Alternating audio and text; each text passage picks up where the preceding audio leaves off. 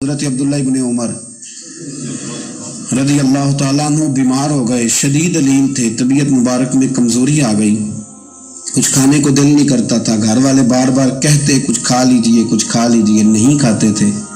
بالآخر حضرت نافع آپ کے غلام تھے، ان سے کہنے لگے کہیں سے مچھلی مل جائے نا تھوڑی سی میں کھاؤں گا، تو کہتے ہیں میں سارے مدینے میں ڈھونڈتا رہا، مچھلی نہ ملی، اگلے دن بھی ڈھونڈی تو نہ ملی، تیسرے دن بھی ڈھونڈی تو نہ ملی، تو فرمانے لگے یار بس چھوٹی سی خواہش ہے، کوئی فرض نہیں ملتی تو رہنے دیں۔ کہتے ہیں چوتھے دن مچھلی مل گئی، میں 1.5 دینار کی مچھلی لا کے حضرت عبداللہ ابن عمر رضی اللہ تعالیٰ عنہ کے سامنے جو مچھلی رکھی تو آپ نے لقمہ روٹی کا توڑا تھا، مچھلی کو لگانے لگے کہ دروازے پہ فقیر نے آ کے آواز دی کچھ کھانے کو دو۔ حضرت عبداللہ ابن عمر نے روک لیا اور ہنسے۔ کئی دفعہ دے ہم بھی دیتے ہیں پر ہمارا چہرہ دیکھنے والا ہوتا ہے، اتنے ہم غصے میں ہوتے ہیں، دے دیتے ہیں، لیکن جو چھلوٹیں ہوتی ہیں نا چہرے والی وہ گنی نہیں جاتی۔ ہنسے، فرمایا دیکھو میرا اللہ کتنا کریم ہے، وہ مجھے بچانا چاہتا، اٹھا بار دیا جا کے۔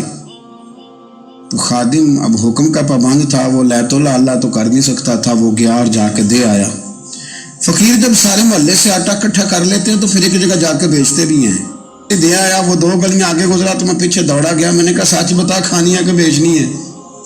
وہ کہنے لگا جو بھی سبب لگ جائے کر جاؤں گا، آپ نے دے جو دی ہے۔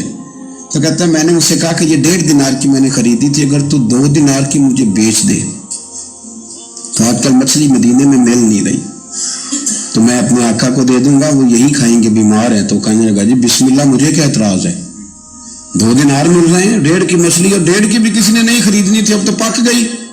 فرماتے میں نے 2 دینار اس کو تھمائے، وہ مچھلی اس سے خریدی اور خرید کر کے میں لا کے حضرت عبداللہ ابن عمر کے سامنے دوبارہ رکھی تو فرمایا یہ کیسے آ گئی؟ میں نے کہا حضور 1.5 کی خریدی تھی اور پھر فقیر کو دے دی، اب اسی سے میں 2 دینار کی خرید کے لایا ہوں، آپ قبول فرمائیں۔ تو فرمانے لگے تم نے اچھا نہیں کیا، اب اس طرح کرو 2 دینار بھی اسے دیا اور مچھلی بھی واپس دیا۔ عرض کی حضور کیوں؟ فرمایا تم نے قرآن نہیں پڑھا؟ حضور پڑھا ہے۔ فرمایا رب فرماتا ہے لن تنالوا البر حتی تنفقوا مما تحبون، تم بھلائی کو اس وقت پہنچو گے جب اپنی پیاری چیز راہ خدا میں خرچ کرو گے۔ امام غزالی نے لکھا ہے، فرمانے لگے دیا تو وہ حضرت نافع کہتے ہیں میں دینے گیا، دے کے واپس آیا تو کچھ پریشان تھا کیونکہ مجھے بھی 4 دن ہو گئے تھے نا تلاش کرتے، تھوڑی طبیعت میں مایوسی تھی کہ اتنی محنت سے میں نے لایا اور آپ نے واپس کر دی۔ تو حضرت عبداللہ ابن عمر نے مجھے قریب بٹھایا، پھر مجھے تھپکی دی، فرمانے لگے پتر میں نے ویسے بھی کبھی جھوٹ نہیں بولا اور آج کل تو میں ویسے ہی بیمار ہوں، ٹائم ہی نہیں، وقت ہی نہیں، موقع ہی نہیں جھوٹ بولنے کا، میں تجھے سچ بتاؤں مجھے مچھلی کھا کے تو نہ سکون نہیں ہونا تھا جتنی اللہ کے راستے میں خیرات کھا کے مجھے سکون ہوا۔ تو تجھے تو میری راحت سے غرض ہے نا کہ مجھے راحت کیسے ہوتی ہے، تو مجھے سکون ملا ہے راہ خدا میں دے، میں نفسانی خواہش پوری کر لیتا تو یہ میرا نفس کل پھر مجھ سے مچھلی مانگتا، پرسوں کہتا نہیں چھوٹے گوشت کی یخنی بھی چاہیے۔ ہم لوگ الجھ گئے ہیں، بہت بڑے قیدی ہیں اپنے آپ کے، بڑے قیدی ہیں، سارا دن اپنی خواہشات کی تکمیل میں بھاگے رہتے ہیں، بڑے بڑے سونے نوجوان، میں ان پہ تنقید نہیں کرتا، مجھے ان پہ ترس آتا ہے۔ جب میں رات کے اندھیروں میں انہیں ٹیلی فون لے کے چوکوں میں کھڑے دیکھتا ہوں تو مجھے رحم آتا ہے، میں کہتا ہوں دیکھو نفس کی خواہش کے پیچھے یہ کیا مثلاً آخر کیا ہے، اس میں ایک عورت کے پیچھے تباہ کر لیا اپنے آپ کو، یعنی زیادہ سے یہ کوئی مقصود ہے، یہ کوئی مقصد حیات ہے جس کو مقصد بنا لیا ہے؟ میرے عزیز بات کو سمجھ لیں، اتنا خوبصورت آدمی ہے اور اتنا اس کا اونچا قد کاٹ ہے، اور کیا کس کے پیچھے یہ بھاگا ہوا ہے؟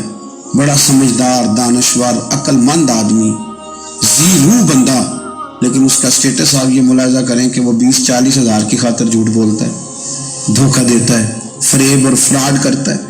ہم اپنی نفسانی خواہشات کے پیچھے اس طرح بھاگتے ہیں کہ ہم اصل سے رہ جاتے ہیں۔ میری باتوں میں سمجھ آ رہی ہے آپ حضرات؟ تھوڑا تھوڑا کر کے ایک ایک کر کے ان کی باتیں کم مانیں۔ ضروری تو نہیں نا کہ سویرے ناشتہ بازار سے اپنی مرضی کا تگڑا کیا ہے، بازار سے لا کے پوڑیاں چنے بہترین کھائے، اور پوڑیاں چنے ابھی کھائے نہیں، شاپر میں ڈالے ہوئے ہیں اور وہ لے کے ابھی آ رہا ہے تو ساتھ ہی رستے سے گوشت بھی چھوٹا اچھا لگا تو 2 کلو وہ بھی لے آئے کہ پوریاں چنے کھاؤں گا اور دوپہر کے لیے گوشت پکاؤں گا۔ وہ پہلے یہ تو کھا لے صاحب، اس سے تم نجات پا لے۔ یہ پتہ نہیں ہضم ہوتا ہے کہ کچھ اور کرتا ہے تیرے ساتھ، لیکن وہ گوشت بھی ساتھ لے آیا۔ یعنی ٹیبل پہ، ناشتے کے ٹیبل پہ بیٹھ کے فیصلہ ہو رہا ہوتا ہے کہ ہم نے کیا کھانا ہے، ہم نے کدھر جانا ہے۔ سنگیو یاد رکھو، باتوں کو سمجھو اور غور کرو۔ یہ تھوڑا تھوڑا کر کے جب ہم چھٹکارا حاصل کرنے کی کوشش کریں گے نا، چھٹکارا حاصل کرنے کی، کسی جگہ سے اگر آپ کو تنبیہ ہوتی ہے نا، تنبیہ، اس میں بھی بڑا مزہ آتا ہے۔ اس میں بڑا، ہمارے ایک بزرگ تھے تو ایک دن میں گیا تو کہنے لگے الحمدللہ آج میں بڑے سکون میں ہوں۔ میں نے کہا جی وہ کیا ہوا؟ کہنے لگے میں اپنے آپ کو بڑا پیر صاحب سمجھنے لگ گیا تھا، تو ایک وابڈا کے کسی آدمی سے کام تھا تو میرے ایک دوست نے مجھے کہا کہ پیر صاحب اس کو ٹیلی فون کر دیں، سنا ہے آپ کا عقیدت مند ہے۔ میں نے اس بندے کو ٹیلی فون کیا تو کہتا پیر صاحب میں عزت آپ کی بڑی کرتا ہوں پر یہ کام نہیں ہو سکتا۔ کہتے جب اس نے مجھے کہا نا تو کچھ بھی نہیں، تو مجھے بڑا مزہ آیا ہے، ورنہ میرا تو نفس پھول گیا تھا۔ میں تو سمجھتا تھا کہ جو میں کہتا ہوں ویسے ہی ہو جاتا ہے۔ کہتے اس نے تھوڑا سا نا مجھے لیول میں کیا ہے، مجھے مزہ آیا۔ یہ لوگ نا اپنے اوپر بوجھ ڈالتے تھے، یہ تھوڑا تھوڑا پیچھے ہٹتے تھے، یہ سمجھتے تھے کہ اس طرح تو ہماری تکمیل رہ جائے گی۔ صبح سے شام تک اگر اسی نفس کی باتیں مانتے جائیں گے تو خرابی کرے گا۔ دولت کا نشہ ہے بھائی، دولت کٹھی کرنے والا کسی جگہ سیر نہیں ہوتا، حسن کا نشہ ہے، حسن کا نشہ ہے۔ حضرت ابو بکر شبلی رحمۃ اللہ علیہ فرمایا کرتے تھے جو تیری بیٹی کو خوبصورت سمجھ کے اس کے ساتھ نکاح کرنے تھے اسے بیٹی نہ دینا۔ حضرت جی کیوں؟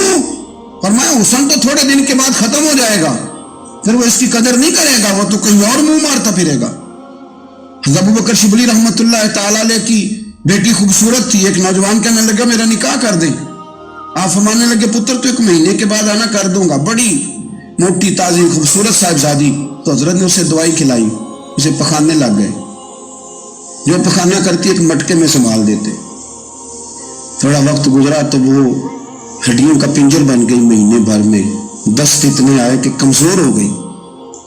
تو ابو بکر شبلی 1 مہینے کے بعد نوجوان کو بلایا، فرمایا ادھر آ تیرا نکاح کروں۔ بچی دکھائی تو وہ کمزور بستر پہ پڑی، فرمایا شادی کرنے لگا اس سے نہیں میں نے کرنی۔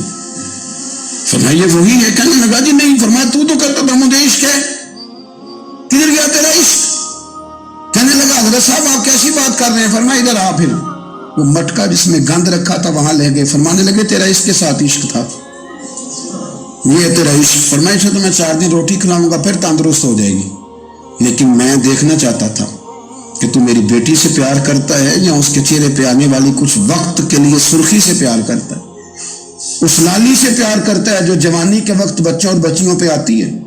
کس چیز کے دل دادا؟ یعنی کیا مطلب؟ نفس کی غلامی، سراسر غلامی، اور پلٹ پلٹ کے خواہ، بڑے بڑے سیانے بندے چھوٹی سی خواہش کے لیے، بڑا سمجھدار آدمی، بڑا سیانا بندہ۔ میں ایک بڑے بزرگ عالم تھے، میں ایک دفعہ ملنے گیا تو پائے پکا رہے تھے،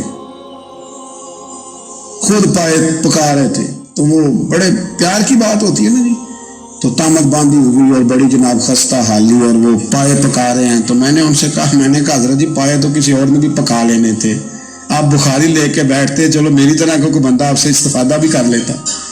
اب پائے آپ لائیں گے، پھر پکائیں گے، پھر آپ کھائیں گے، تو یہ تو 24 گھنٹے آپ کسی کام میں گزر جائیں گے۔ تو یہ ایک چھوٹی سی خواہش کے لیے، میں کسی چیز کو حرام نہیں کہہ رہا، قرآن پاک کی جو آیت پڑھی ہے صرف اس کی تفسیر آپ کے سامنے عرض کر رہا ہوں۔ ہماری خواہشات ماں پالتی ہے، آپ کو نہیں پتا کتنے دکھ سہتی ہے۔ میں ان ماؤں کو جانتا ہوں جو بیٹے کے حصوں کی مار بھی اس کے ابے سے کھاتی ہیں، مار کھاتی ہیں۔ ایک خاتون ایک کان سے سنتا نہیں، میرے پاس ایک دفعہ آئی، کہنے لگی 60 لگ گئی سی، تو دعا کر دیں، آپ کو وظیفہ پر ڈاکٹر کہتے ہیں ٹھیک نہیں ہو سکتے۔ میں نے کہا باڈی صحیح بتاؤ مسئلہ کیا ہے؟ کہیں نہیں کچھ بھی نہیں، مسئلہ کیا ہونا ہے، پتر غلط نکل آیا ہے، اس کا باپ روز مارتا ہے، میں آ بھی گئی ہوں تو اس نے ایک تھپڑ میرے کان پہ مار دیے، پردہ پھٹ گیا۔ ماں مار کھاتی ہیں، لیکن وہ پتر جس کو بڑی محنت سے پالا ہے وہ جوان ہوتا ہے تو اماں سے کہتا ہے تجھے چھوڑ دینا ہے، پر جس لڑکی سے میرا ٹیلی فون پہ رابطہ ہے اسے نہیں میں نے چھوڑنا، میں نہیں چھوڑ سکتی۔ ہر شے کچل جاتا ہے وہ۔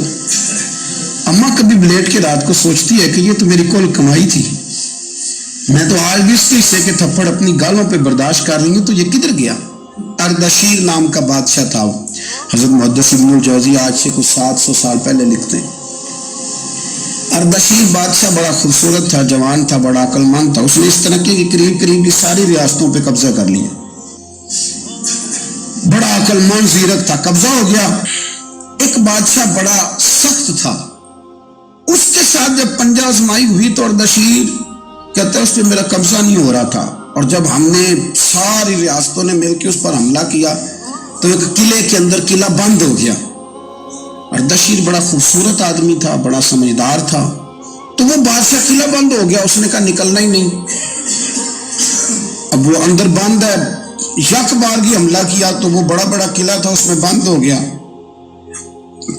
اس بادشاہ کی نا جس پر حملہ کیا، اس کی بیٹی اچانک ایک دن قلعے کی دیوار پہ چڑھی تو اردشیر کے حسن و جمال کو دیکھا تو عاشق ہو گئی،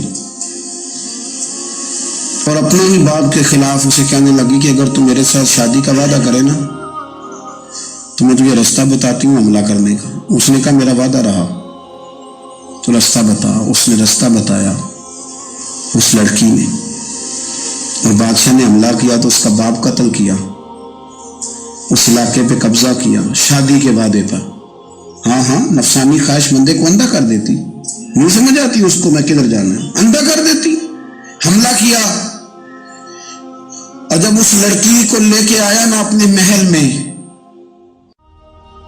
تو پہلے دن شادی کی پہلی رات تھی، تو بستر بچھایا کنیز نے، تو وہ کبھی کروٹ ادھر بدلتی کبھی ادھر بدلتی، تو بادشاہ کہنے لگا کیا ہے؟ کہنے لگی بستر میں کچھ ہے، مجھے تکلیف دے رہی۔ اس نے چراغ جلائے، اور جب بستر اٹھایا تو ایک اتنا سا دھاگا نکلا۔ دھاگے سے عموماً تکلیف نہیں ہوتی، تو اس نے کہا تو اتنی نرم و نازک ہے کہ دھاگا؟ کہنے لگی میرا باپ نا میرے ساتھ اتنا پیار کرتا تھا کہ روز میرا بستر بھی خود بچھاتا تھا، اور اس نے آلہ رکھا ہوا تھا، وہ ناپتا تھا کہ کوئی پایا اونچا نیچا تو نہیں، میری بیٹی کا بیلنس سوتے وقت خراب نہ ہو جائے، اور میرے لیے گوشت اور کپڑے بھی خود پسند کر کے لاتا تھا، کھانے پینے کا خود خیال کرتا تھا۔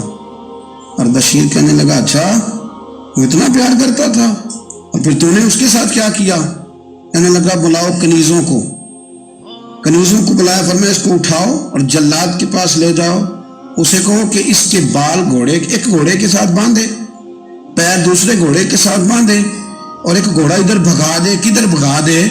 یہ جس کے باپ نے اتنا پیار کیا، یہ نفس کی اتنی غلام ہے کہ اس کی وفادار نہیں رہی تو میری وفادار کیسے بنے گی؟ اس نے اتنے نازوں سے پالا کہ دھاگا اسے برداشت نہیں۔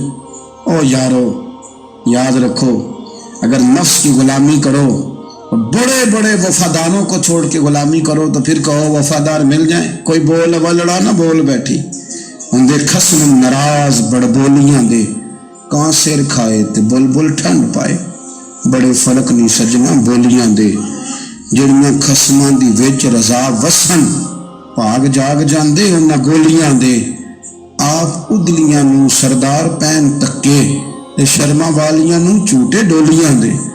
اپنے نفس کے پیچھے چلو گے تو یہ تباہی ہے، جب ہم نے کسی سے وفا نہیں کی تو یہ کیا امید ہوئی کہ دنیا ہم سے وفا کرے گی؟ اللہ رسول کی مرضی کے مطابق اصول پسند زندگی بنائیں، ایک ایک کر کے اپنی خواہشات سے پیچھے ہٹیں، تھوڑے پہ گزارا کرنا سیکھیں، اپنے نفس کو سمجھائیں۔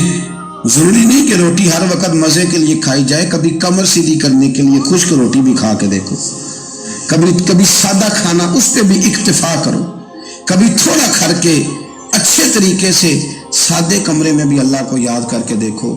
نفس کے پیچھے نہ بھاگیے گا، تباہی کرے گا۔ رب کریم سمجھنے کی توفیق